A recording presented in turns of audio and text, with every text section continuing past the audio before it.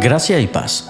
Bienvenidos al plan de lectura Por amor a su palabra. Una lectura bíblica para cada día del año en la versión Nueva Traducción Viviente. Hoy es 3 de julio. Iniciamos nuestro plan de lectura en Josué y daremos lectura del capítulo 5 al capítulo 6, versículo 5. En esta sección veremos la preparación para una nueva época para el pueblo de Israel. Se renovará el pacto de la circuncisión, se celebrará la fiesta de la Pascua, el campamento se proveerá de víveres con el grano de la tierra de Canaán, y a partir de entonces cesará la caída del maná. El ángel del Señor aparecerá a Josué para animarle e instruirle antes de la importante toma de Jericó. Iremos luego al libro de los Salmos y daremos lectura al Salmo 132, 133 y 134. En el Salmo 132 veremos un salmo de petición del rey para que el Señor se acuerde de David y de su casa. En el Salmo 133 veremos este maravilloso salmo que es un cántico de Sión, que celebra la unidad entre los hermanos. En el Salmo 134, este salmo de adoración es el último de los cánticos de ascensión. Y al sacerdote convoca a los peregrinos a que bendigan al Señor en el templo de su Dios. Continuaremos nuestra lectura en el libro de Isaías, capítulo 65.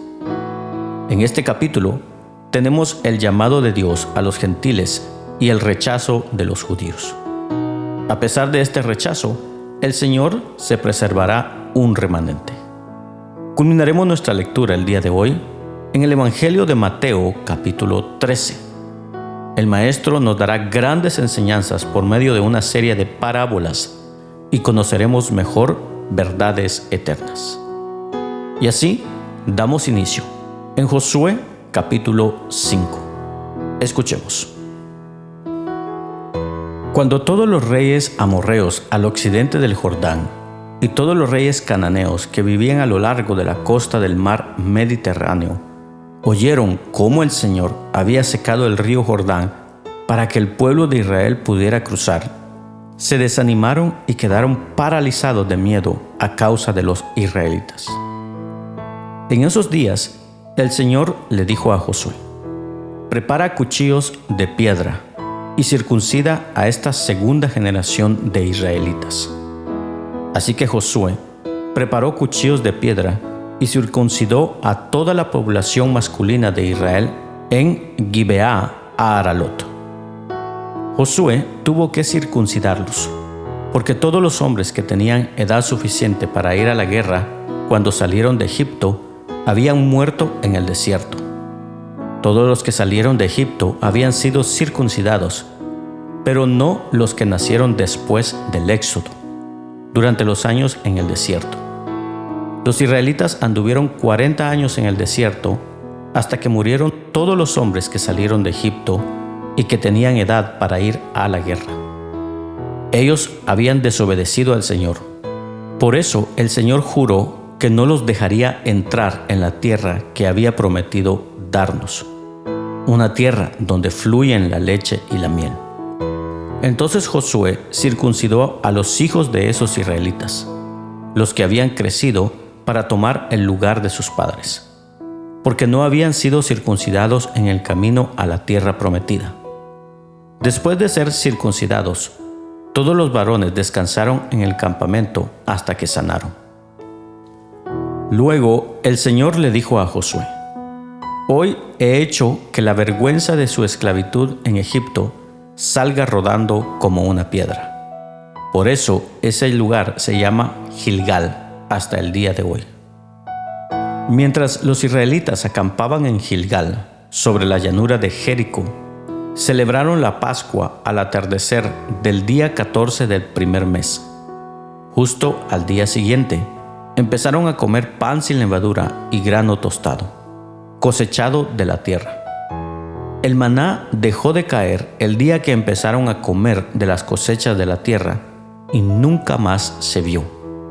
Así que, desde ese momento, los israelitas comieron de las cosechas de Canaán. Cuando Josué estaba cerca de la ciudad de Jericó, miró hacia arriba y vio a un hombre parado frente a él con una espada en la mano. Josué se le acercó y le preguntó: ¿Eres amigo o enemigo? Ninguno de los dos, contestó. Soy el comandante del ejército del Señor. Entonces Josué cayó rostro en tierra ante él con reverencia. Estoy a tus órdenes, dijo Josué. ¿Qué quieres que haga tu siervo? El comandante del ejército del Señor contestó: Quítate las sandalias, porque el lugar donde estás parado es santo. Y Josué hizo lo que se le indicó. Josué capítulo 6, versículo 1 al 5. Ahora bien, las puertas de Jericó estaban bien cerradas, porque la gente tenía miedo de los israelitas. A nadie se le permitía entrar ni salir. Pero el Señor le dijo a Josué: Te he entregado Jericó, a su rey y a todos sus guerreros fuertes. Tú y tus hombres de guerra marcharán alrededor de la ciudad una vez al día durante 6 días. 7 sacerdotes caminarán delante del arca. Cada uno llevará un cuerno de carnero. El 7º día marcharán alrededor de la ciudad 7 veces mientras los sacerdotes tocan los cuernos. Cuando oigas a los sacerdotes dar un toque prolongado con los cuernos de carnero, haz que todo el pueblo grite lo más fuerte que pueda. Entonces los muros de la ciudad se derrumbarán y el pueblo irá directo a atacar la ciudad.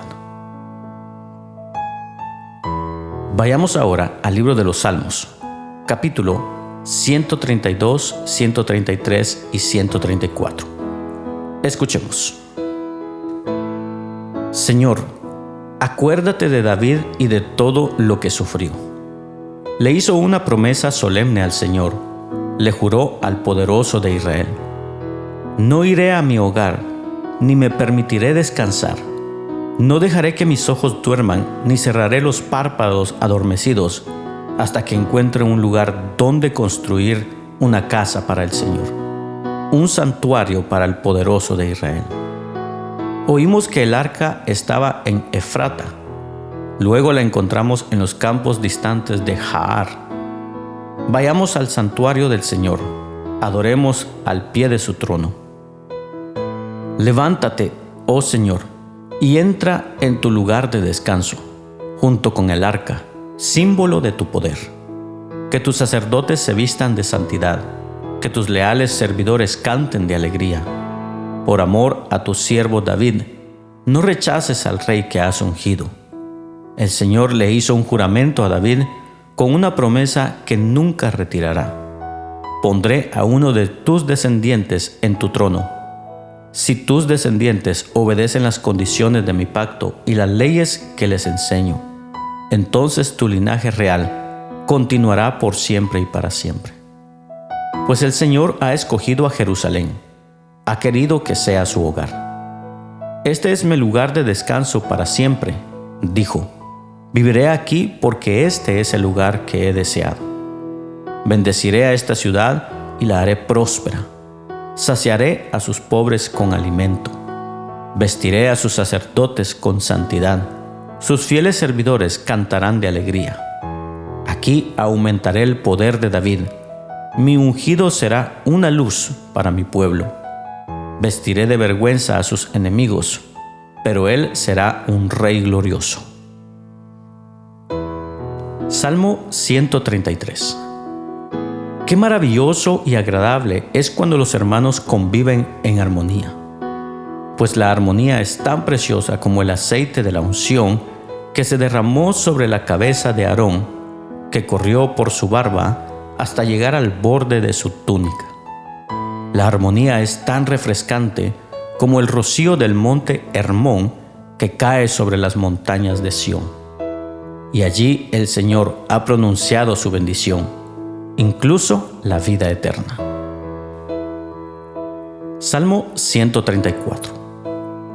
Alaben al Señor todos ustedes, siervos del Señor, que sirven de noche en la casa del Señor. Levanten sus manos hacia el santuario y alaben al Señor. Que el Señor, quien hizo el cielo y la tierra, te bendiga desde Jerusalén. Vayamos ahora al libro del profeta Isaías, capítulo 65. Escuchemos. El Señor dice: estaba listo para responder, pero nadie me pedía ayuda. Estaba listo para dejarme encontrar, pero nadie me buscaba. Aquí estoy, dije a una nación que no invocaba mi nombre. Todo el día abrí mis brazos a un pueblo rebelde, pero ellos siguen sus malos caminos y sus planes torcidos. Todo el día me insultan en mi propia cara, al rendir culto a ídolos en sus huertos sagrados y al quemar incienso en altares paganos. De noche andan entre las tumbas para rendir culto a los muertos. Comen carne de cerdo y hacen guisos con otros alimentos prohibidos. Sin embargo, se dicen unos a otros: no te acerques demasiado, porque me contaminarás. Yo soy más santo que tú. Ese pueblo es un hedor para mi nariz, un olor irritante que nunca desaparece. Miren, tengo escrito mi decreto delante de mí. No me quedaré callado. Les daré el pago que se merecen. Sí, les daré su merecido, tanto por sus propios pecados como por los de sus antepasados, dice el Señor. También quemaron incienso en los montes y me insultaron en las colinas. Les daré su merecido. Pero no los destruiré a todos, dice el Señor. Tal como se encuentran uvas buenas en un racimo de uvas malas, y alguien dice: no las tires todas, algunas de ellas están buenas. Asimismo, no destruiré a todo Israel, pues aún tengo verdaderos siervos ahí. Conservaré un remanente del pueblo de Israel y de Judá para que posea mi tierra.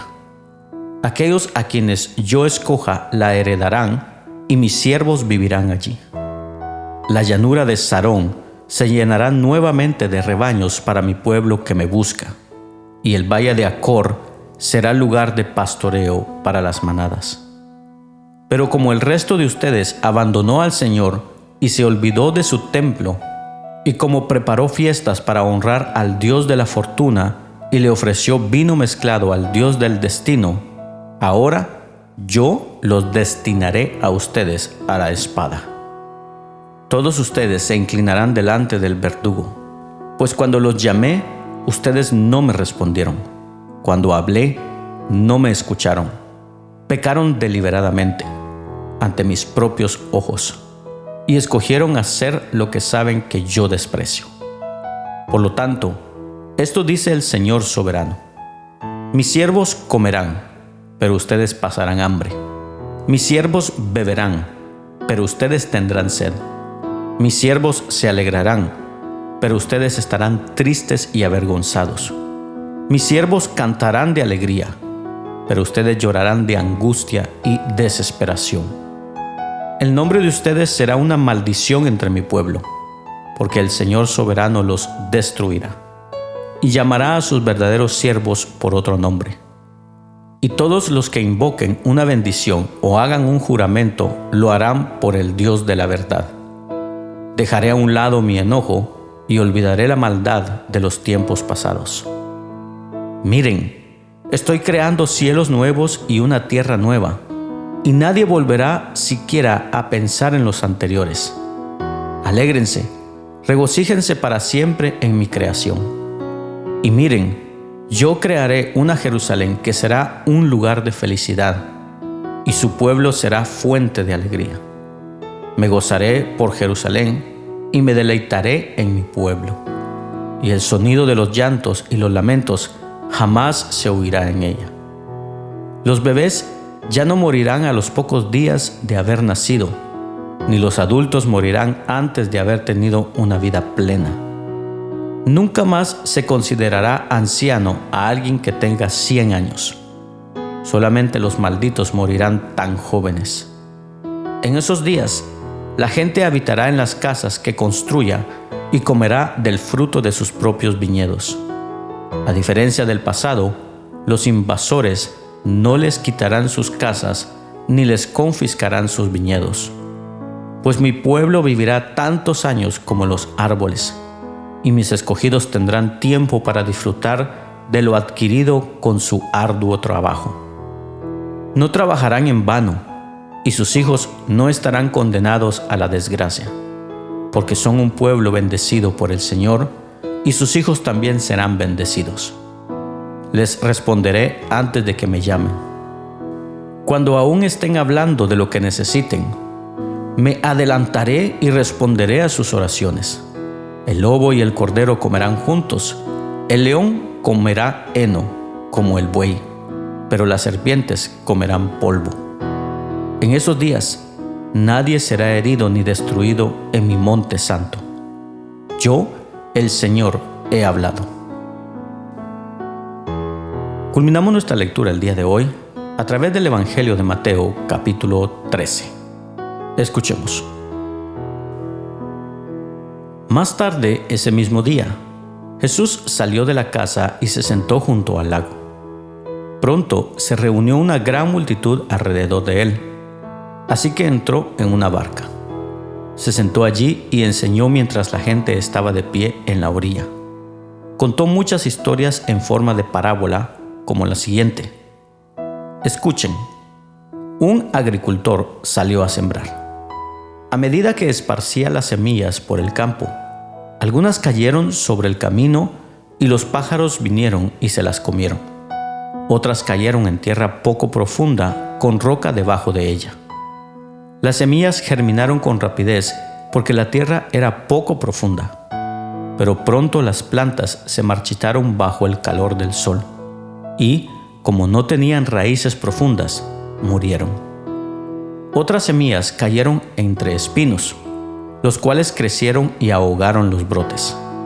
Pero otras semillas cayeron en tierra fértil y produjeron una cosecha que fue 30, 60 y hasta 100 veces más numerosa de lo que se había sembrado.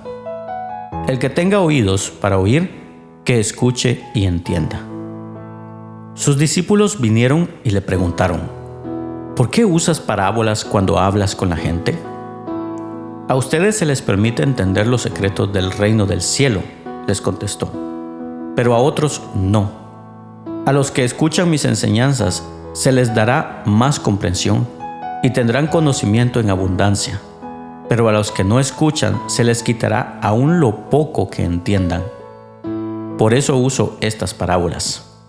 Pues ellos miran, pero en realidad no ven. Oyen, pero en realidad no escuchan ni entienden. De esa forma se cumple la profecía de Isaías que dice: cuando ustedes oigan lo que digo, no entenderán. Cuando vean lo que hago, no comprenderán. Pues el corazón de este pueblo está endurecido y sus oídos no pueden oír, y han cerrado los ojos. Así que sus ojos no pueden ver, y sus oídos no pueden oír, y su corazón no puede entender, y no pueden volver a mí para que yo los sane. Pero benditos son los ojos de ustedes, porque ven, y sus oídos, porque oyen. Les digo la verdad, muchos profetas y muchas personas justas anhelaron ver lo que ustedes ven, pero no lo vieron, y anhelaron oír lo que ustedes oyen, pero no lo oyeron. Escuchen ahora la explicación de la parábola acerca del agricultor que salió a sembrar. Las semillas que cayeron en el camino representan a los que oyen el mensaje del reino y no lo entienden. Entonces viene el maligno y arrebata la semilla que fue sembrada en el corazón. Las semillas sobre la tierra rocosa representa a los que oyen el mensaje y de inmediato lo reciben con alegría. Pero, como no tienen raíces profundas, no duran mucho. En cuanto tienen problemas o son perseguidos por creer la palabra de Dios, caen. Las semillas que cayeron entre los espinos representan a los que oyen la palabra de Dios, pero muy pronto el mensaje queda desplazado por las preocupaciones de esta vida y el atractivo de la riqueza.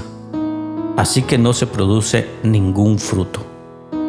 Las semillas que cayeron en la buena tierra representan a los que de verdad oyen y entienden la palabra de Dios y producen una cosecha 30, 60 y hasta 100 veces más numerosa de lo que se había sembrado. La siguiente es otra historia que contó Jesús. El reino del cielo es como un agricultor que sembró buena semilla en su campo. Pero aquella noche, mientras los trabajadores dormían, vino su enemigo, sembró hierbas malas entre el trigo y se escabulló. Cuando el cultivo comenzó a crecer y a producir granos, la maleza también creció. Los empleados del agricultor fueron a hablar con él y le dijeron: Señor, el campo donde usted sembró la buena semilla está lleno de maleza. ¿De dónde salió? Eso es obra de un enemigo, exclamó el agricultor. ¿Arrancamos la maleza?, le preguntaron. No, contestó el amo. Si lo hacen, también arrancarán el trigo. Dejen que ambos crezcan juntas hasta la cosecha. Entonces les diré a los cosechadores que separen la maleza, la aten en manojos y la quemen, y que pongan el trigo en el granero. La siguiente es otra ilustración que usó Jesús. El reino del cielo es como una semilla de mostaza sembrada en un campo. Es la más pequeña de todas las semillas, pero se convierte en la planta más grande del huerto. Crece hasta llegar a ser un árbol, y vienen los pájaros y hacen nidos en las ramas. Jesús también usó la siguiente ilustración. El reino del cielo es como la levadura que utilizó una mujer para hacer pan. Aunque puso solo una pequeña porción de levadura en 3 medidas de harina, la levadura impregnó toda la masa. Jesús siempre usaba historias e ilustraciones como esas cuando hablaba con las multitudes. De hecho, nunca les habló sin usar parábolas. Así se cumplió lo que había dicho Dios por medio del profeta: les hablaré en parábolas. Les explicaré cosas escondidas desde la creación del mundo. Luego, Jesús dejó a las multitudes afuera y entró en la casa. Sus discípulos le dijeron: por favor, explícanos la historia de la maleza en el campo. Jesús respondió: el Hijo del Hombre es el agricultor que siembra la buena semilla. El campo es el mundo, y la buena semilla representa a la gente del reino. La maleza representa a las personas que pertenecen al maligno. El enemigo que sembró la maleza entre el trigo es el diablo. La cosecha es el fin del mundo, y los cosechadores son los ángeles. Tal como se separa la maleza y se quema en el fuego, así será en el fin del mundo. El Hijo del Hombre enviará a sus ángeles, y ellos quitarán del reino todo lo que produzca pecado y a todos aquellos que hagan lo malo. Y los ángeles los arrojarán al horno ardiente, donde habrá llanto y rechinar de dientes. Entonces los justos brillarán como el sol en el reino de su Padre. El que tenga oídos para oír, que escuche y entienda. El reino del cielo es como un tesoro escondido que un hombre descubrió en un campo. En medio de su entusiasmo, lo escondió nuevamente y vendió todas sus posesiones a fin de juntar el dinero suficiente para comprar el campo. Además, el reino del cielo es como un comerciante en busca de perlas de primera calidad. Cuando descubrió una perla de gran valor, vendió todas sus posesiones y la compró. También el reino del cielo es como una red para pescar, que se echó al agua y atrapó toda clase de peces. Cuando la red se llenó, los pescadores la arrastraron a la orilla. Se sentaron y agruparon los peces buenos en cajas, pero desecharon los que no servían. Así será en el fin del mundo. Los ángeles vendrán y separarán a los perversos de los justos, y arrojarán a los malos en el horno ardiente, donde habrá llanto y rechinar de dientes. ¿Entienden todas estas cosas? Sí, le dijeron, las entendemos. Entonces añadió: todo maestro de la ley religiosa que se convierte en un discípulo del reino del cielo es como el propietario de una casa, que trae de su depósito joyas de la verdad, tanto nuevas como viejas. Cuando Jesús terminó de contar esas historias e ilustraciones, salió de esa región, regresó a Nazaret, su pueblo. Cuando enseñó allí en la sinagoga, todos quedaron asombrados y decían: ¿de dónde saca esa sabiduría y el poder para hacer milagros? Y se burlaban: ¿no es más que el hijo del carpintero? Y conocemos a María, su madre, y a sus hermanos, Santiago, José, Simón y Judas. Todas sus hermanas viven aquí mismo entre nosotros. ¿Dónde aprendió todas esas cosas? Se sentían profundamente ofendidos y se negaron a creer en él. Entonces Jesús les dijo: un profeta recibe honra en todas partes, menos en su propio pueblo y entre su propia familia. Por lo tanto, hizo solamente unos pocos milagros allí, debido a la incredulidad de ellos. De esta manera concluye la lectura del día de hoy. Rogamos a Dios que sea de bendición a tu vida. Puedes compartirlo con tus amigos y familiares. No te pierdas el día de mañana este plan de lectura por amor a su palabra. Síguenos en nuestras redes sociales. Que tengas un bendecido día. Y recordamos las palabras de Jesús: yo soy el camino, la verdad y la vida. Por lo tanto, no hay camino, no hay verdad y no hay vida sino en Jesús.